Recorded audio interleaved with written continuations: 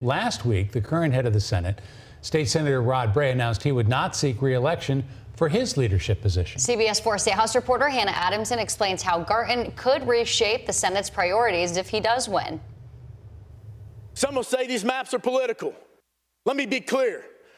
You're damn right they are. After a brutal and ugly redistricting fight in Indiana, one of the most outspoken proponents of that plan says he's running for the top spot in the Indiana State Senate. State Senator Chris Garten announcing his candidacy for Senate President pro tem on Monday. A statement from Garten reading in part, quote, "Our caucus stands at a defining moment, and the challenges ahead demand bold, focused leadership." I don't see somebody else who has that leadership prowess to be able to step into this type of role. Garten's decision comes just days after the current Senate President pro tem, Rod Bray, announced he would not run again for that position. I do genuinely say this, that I appreciate what he has done in a lot of ways, but I do think it was time for new leadership. For him to step aside was a courageous move. Chris Garten needs to be the pro tem, and in my view, Chris Garten will be the pro tem. Republicans say if Garten wins, they anticipate reforms surrounding infrastructure,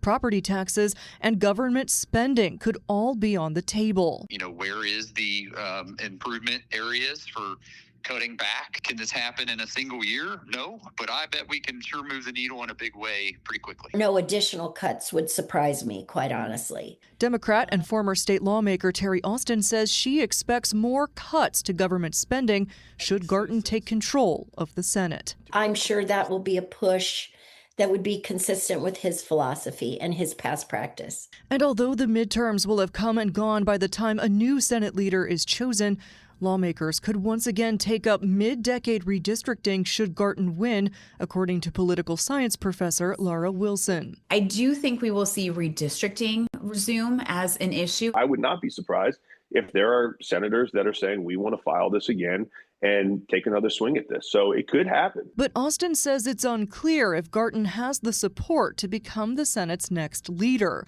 That's because both Democrats and Republicans have a say over how Senate leaders are chosen. People are very thoughtful about their leadership, and it can sometimes become very political.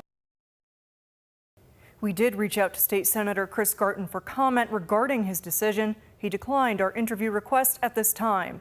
We also reached out to the current Senate President pro tem, Rod Bray, for comment about his decision not to run for that position. He also declined our request for an interview. Reporting from Indianapolis, I'm Hannah Adamson.